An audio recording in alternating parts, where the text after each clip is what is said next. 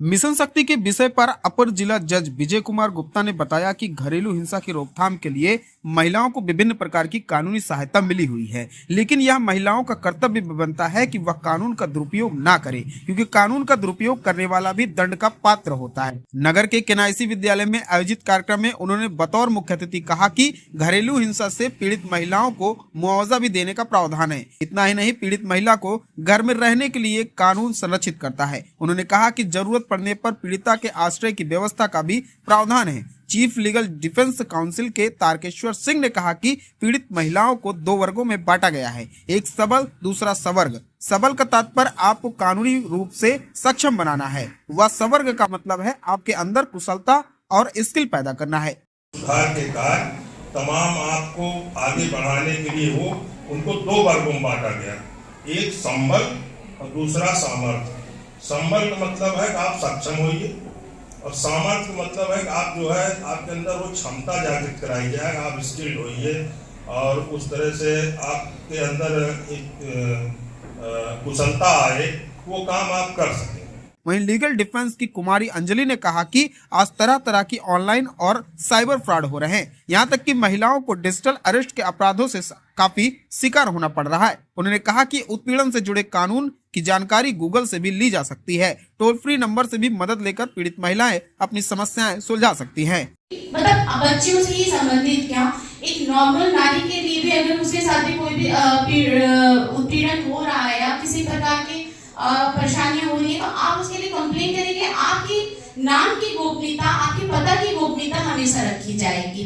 तमाम ऐसे संगठन है, महिला संगठन है, यहाँ पे आपके महिला हेल्प डेस्क बना रहता है थाना कोतवाली या पुलिस स्टेशनों पर, जहाँ पे आपकी शिकायत आप दर्ज कर सकते हैं, जहाँ आपका नाम को पब्लिकेशन नहीं किया जाता है। और वेरी इंपॉर्टेंट है कि अगर आप पुलिस स्टेशन जाने से पहले आप अपनी समस्याओं को अपने घर में शेयर करें। टीचर्स हैं, अगर आप स्कूल में पढ़ रहे हैं, आपको कोई समस्या है तो आप टीचरों को भी कह सकते हैं, क्योंकि टीचर्स आपके पेरेंट्स के ही समान होते हैं। मैं बेसिक सपोज दैट आप स्कूल परिषद में ही हैं या आपके साथ कोई ऐसी शारीरिक या मानसिक या ऐसे चित्रों द्वारा भी आपको या टीचिंग कर रहा हो या आपको परेशान कर रहा हो, आप इस एक्ट के अंतर्गत जाकर आप कंप्लेन कर सकते हैं।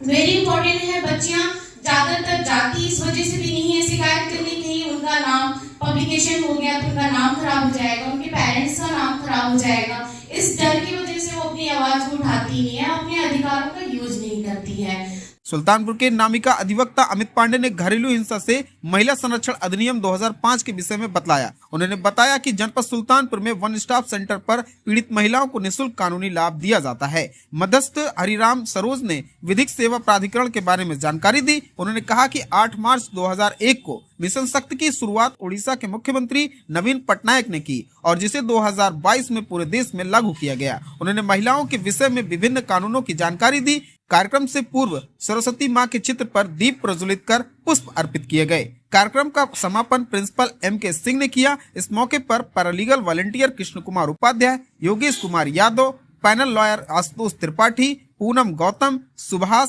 दशरथ, गगन, विकास आदि मौजूद रहे। क्योंकि जो अगर उत्पीड़न किया जाता हो तो ठीक है, उसके लिए तब शिकायत करेंगे, लेकिन अगर इसका मिसयूज करेंगे तो उसका दंड के लिए व्यवस्था है। यदि भी आप लोग के किसी के इस तरह से सामना तो नहीं होता होगा, मतलब इस तरह घरेलू हिंसा का हो सकता हो भी है, लेकिन अगर आप लोग के साथ किसी के साथ न भी होता, लेकिन आप देखते हैं किसी के साथ हो रहा है, जो आप यद्यपि आप नहीं है तो आप इसकी शिकायत कर सकते हैं यहाँ पर। और एक चीज और बताना चाहेंगे, बहुत सारी चीज मतलब ऐसी महिलाओं या बच्चियों के साथ होती है जो केवल बच्चियों महिलाओं के साथ ही कर सकती है। जैसे अभी हम लोग चले जाएंगे यहाँ पर। और घरेलू हिंसा से यदि कोई पीड़ित व्यक्ति है या पीड़ित महिला है, अगर उसको जाती है तो उसको किस तरह उसको सहायता दी जा सकती है। उसको सहायता भी दिया जा सकता है साझा घर में निवास करने का अधिकार, कि अगर किसी घर में अगर रह रही है उसको रहने नहीं दिया जा रहा है तो प्रतिवादी तो वहाँ पर रहेगा ही, वो महिला भी रह सकती है वहाँ पर, कि उसको भी रहने का उसको अधिकार दिया जाएगा। और उसके लिए संरक्षण आदेश भी किया जाएगा कि मान लीजिए कोई उसको पीड़ित कर रहा है घर में, तो उसको एक संरक्षण देंगे कि एक आदेश करके मजिस्ट्रेट आदेश करेगा कि उनको संरक्षण दिया जाए, वो व्यक्ति उनको पीड़ित न करे। अगर पीड़ित करेगा तो उसे दंडित किया जाएगा। और अगर मान लीजिए अगर साझा घर में निवास नहीं करना चाहती, साझा घर इस तरह का नहीं है कि जहाँ वो रह सके, तो एक अलग से भी घर में उसको रहने के लिए व्यवस्था दी जा सकती है, भले वो छोटा हो बड़ा हो, वो स्थिति निर्भर करता है किस तरह का प्रतिवादी दे सकता है। इसके अलावा मुआवजा भी दिया जा सकता है। मान लीजिए कि उसने क्षति पहुंचाई है आर्थिक या शारीरिक या मानसिक, तो उसको मान लीजिए कोई एक कंपेंसेशन दिया जा सकता है, तो कंपेंसेशन भी दिया जा सकता है। एक प्रोटेक्शन आदेश भी दिया जा सकता है, संरक्षण आदेश। मान लीजिए कि अगर कोई बच्चा है तो उसको अभिरक्षा में भी देने का आदेश दिया है कि महिला के साथ ही रहेगा। ताकि मान लीजिए कोई व्यक्ति, महिला जो है पीड़ित है, मजिस्ट्रेट के पास जाती है, कहती है कि भाई हमारे इस तरह से हमारे साथ घरेलू हिंसा का आचरण हुआ है या अपराध हुआ है, हमको संरक्षण दिया जाए, तो मजिस्ट्रेट केवल एफिडेविट पे और देख के कि मतलब उसके साथ घरेलू हिंसा हुआ है या होने की संभावना है, तो उसको जो है उसके पक्ष में एक पक्षी आदेश दिया जा सकता है। और जिस व्यक्ति के विरुद्ध ये आदेश होता है उसको क्या उपचार है, यदि उसके किसी इस तरह का उसके आदेश से पीड़ित है, तो आदेश के होने के 1 महीने के अंदर या तो नोटिस तामील होने के महीने के अंदर वो अपील कर सकता है। ठीक है, लेकिन ये सब अधिकार बहुत सारे बने हुए हैं, महिलाओं को, बच्चियों को अधिकार उनके हित में बने हुए हैं, जिसका यूज करना, मिसयूज नहीं करना है। बहुत सारे ऐसे कानून बने हुए हैं जो यद्यपि जो कानून में जाके या मजिस्ट्रेट के पास जाके जो कर लेती कोर्ट 2005 के बारे में।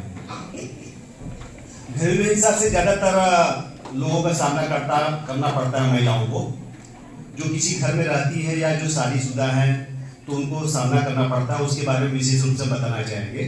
तो ये अधिनियम जो है 2005 में बना, और घरेलू हिंसा में पीड़ित व्यक्ति होता कौन है, तो जो किसी घर में रहा है प्रतिवादी के साथ या इस समय रह रहा है और उसने किसी हिंसा का सामना किया है, वहां पर किसी तरह की हिंसा, चाहे वो शारीरिक हिंसा हो, चाहे मानसिक हिंसा हो, चाहे आर्थिक शोषण हो, चाहे भावनात्मक शोषण हो, चाहे यौन शोषण हो, इस तरह के किसी अपराध का या आचरण का सामना करता है, तो इस तरह से वो घरेलू हिंसा के अंतर्गत आता है। और इसके लिए जो पीड़ित व्यक्ति है, शक्ति का प्रारंभ देश में क्यों किया गया, इस बात पर हम थोड़ा सा प्रकाश डालेंगे आप सभी को। क्योंकि हमारे देश में महिलाओं को एक समय ऐसा था कि शिक्षा प्राप्त करने का अधिकार नहीं था, शिक्षा प्राप्त करने का अधिकार नहीं था।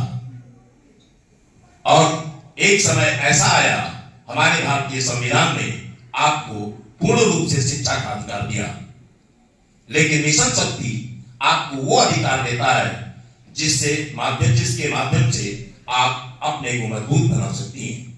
जैसा कि इस समय भारत सरकार द्वारा विशेष योजनाएं चलाई जा रही हैं, ऋण योजना, आपको मजबूत होना है, आपको रोजगार के लिए बिना किसी गारंटी के ऋण प्रदान किया जा रहा है। जो आप सिलाई केंद्र खोल सकती हैं, आप कढ़ाई बुनाई का केंद्र खोल सकती हैं, आप खाद्य पदार्थों में जैसे अचार है, कोई चीज बनाने के लिए आप उस उद्योग के लिए आप ऋण ले सकती हैं। भारत सरकार बिना किसी गारंटी के द्वारा आपको वो ऋण मुहैया कराता है। सुल्तानपुर से रजा हैदर की रिपोर्ट।